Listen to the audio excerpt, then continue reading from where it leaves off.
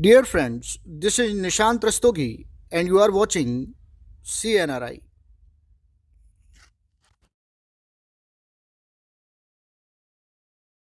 आइए अब इस क्वेश्चन को सॉल्व करते हैं। क्वेश्चन आपसे कह रहा है कि एरोमेटिक यौगिक है मेथेनॉल, एथेनॉल, प्रोपेनॉल, फिनॉल। सब में आप देख रहे हैं कि सबके लास्ट में ऑल आ रहा है। ऑल का मतलब क्या होता है? अल्कोहल आता है। तो सबके चलिए स्ट्रक्चर बना लेते हैं और फिर हम बात करते हैं। देखो एरोमेटिक यौगिक जो होते हैं वैसे तो इसकी एक लंबी श्रृंखला है, मतलब लंबी जो है वो बहुत सारे यौगिक जो होते हैं वो एरोमेटिक होते हैं। लेकिन इनको पहचानेंगे कैसे? जनरली कैसे पहचानेंगे, सामान्यतः कैसे पहचानेंगे? तो हम ये देखते हैं कि इन एरोमेटिक यौगिकों में बेंजीन रिंग मिलती है।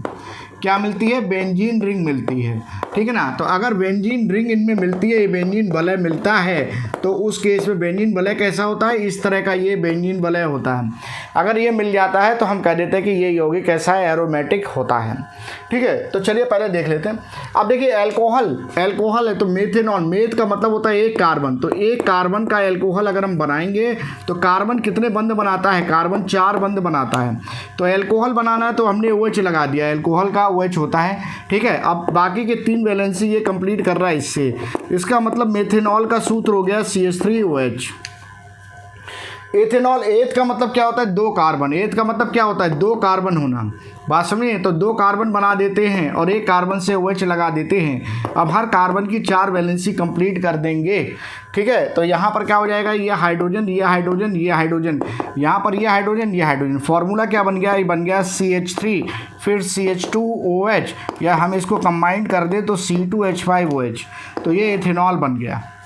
इसके बाद आता है प्रोपेनॉल। प्रोपेन का प्रोप का मतलब होता है 3 कार्बन। प्रोप का मतलब क्या होता है? 3 कार्बन, यानी कि 3 कार्बन से हमने बंध बना दिया और एक पे OH लगा दिया। अब हमने क्या किया? हर कार्बन की 4 वैलेंसी जो है वो कंप्लीट कर दी। और जब 4 वैलेंसी कंप्लीट की तो ये हाइड्रोजन, हाइड्रोजन, ये हाइड्रोजन, यहाँ पर हाइड्रोजन, ये हाइड्रोजन, ये हाइड्रोजन, और यहाँ पर हाइड्रोजन आ गया। ठीक है। तो बन क्या गया? बन गया ये CH3, फिर हो जाएगा CH2, फिर हो जाएगा CH2, फिर OH हो जाएगा। अगर इसको कंबाइंड ले लो तो C3 हो गया, H कितने हो गए? 7 हो गए, और OH हो गया। ठीक है। तो ये प्रोपेनॉल हो गया। अब आ गया क्या? फिनॉल।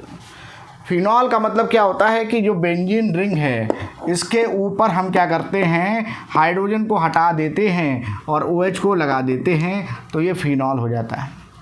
बेंजीन का जो फार्मूला होता है वो क्या होता है? C6H6।